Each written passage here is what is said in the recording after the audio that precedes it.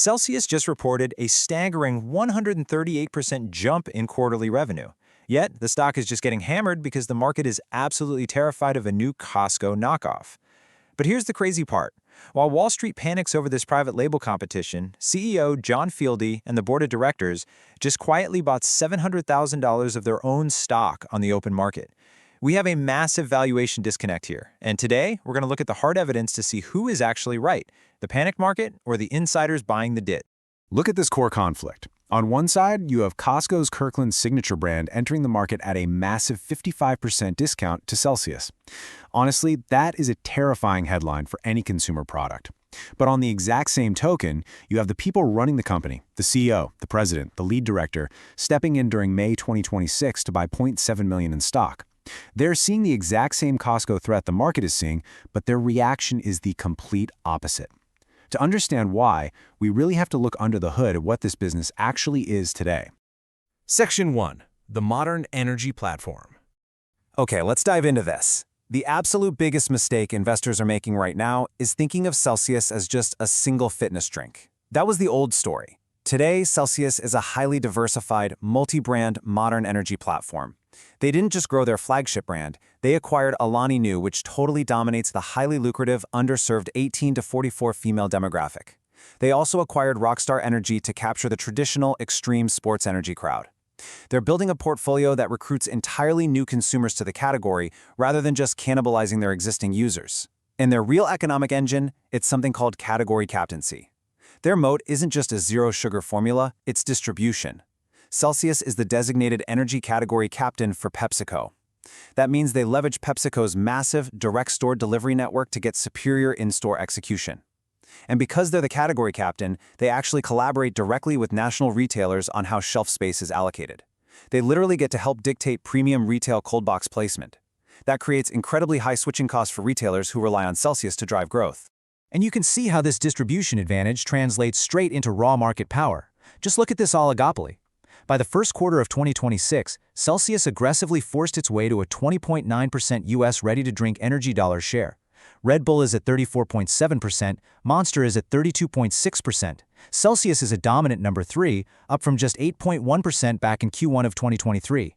They have proven they can scale within this highly profitable space. So if the underlying business is this strong, why all the panic? That brings us to Section 2, the Costco conflict and the private label threat. Let's look closely at the exact fear compressing the stock. We need to directly address what the bears are warning about, because frankly, the bear case sounds incredibly intelligent right now. When a retail giant decides to clone your product, you have to pay attention. In March 2026, Costco launched its private label Kirkland Signature Sparkling Energy Drink, and it is a direct, undeniable shot at Celsius. It replicates the physical 12-ounce can, it matches the exact 200 milligrams of caffeine, and it mimics the core flavor profiles like peach, orange, and tropical. But here is the kicker. It's priced at $16.99 for a 24-pack. That is a 55% discount. And because Costco represented nearly 11% of all Celsius sales in 2025, the market is completely terrified that Costco shoppers are going to trade down, crushing Celsius's volumes and their pricing power. Section 3. The Q1 earnings evidence. And real quick, if this kind of deep, research-first analysis is your thing, you'll probably want to subscribe. All right, let's look at the hard counter-evidence to this market panic. On May 7, 2026, Celsius reported their Q1 financial results. If Costco was truly destroying their business, this is exactly where it would start showing up in the numbers. Instead, we got this. A staggering 138% year-over-year revenue growth. They jumped from $329.3 million in Q1 2025 to $782.6 million in Q1 2026. They beat Wall Street consensus by 2.5%. Non-GAAP adjusted earnings per share absolutely crushed estimates by nearly 37%. And this massive top-line surge was heavily driven by the successful integration of Alani and Rockstar Energy, proving that multi-brand platform strategy is totally working. The North American segment alone grew 144%. But here is where the bears find their ammunition. Gross margins compressed by 400 basis points year over year, dropping down to 48.3%.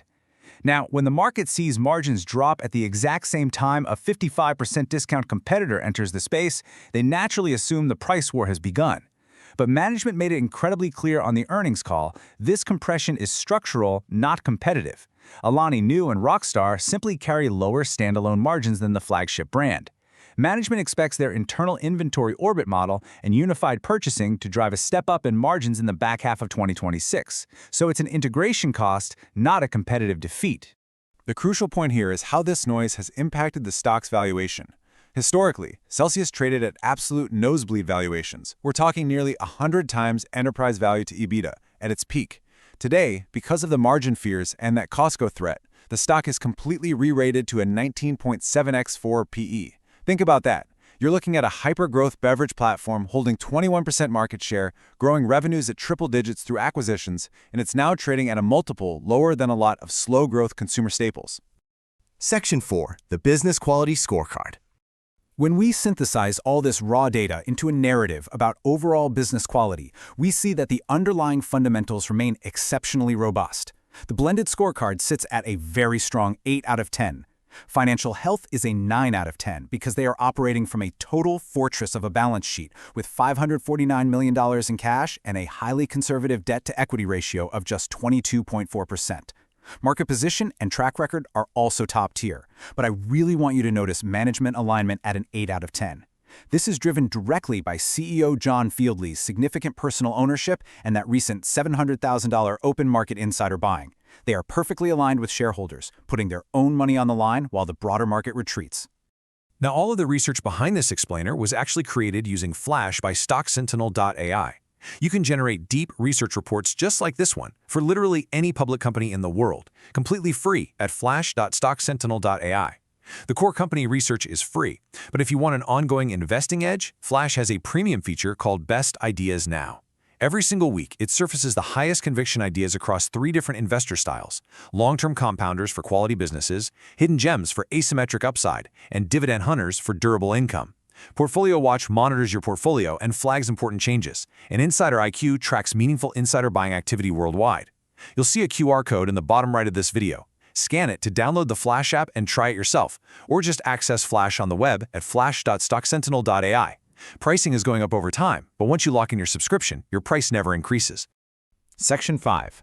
Our 5-year scenario framework.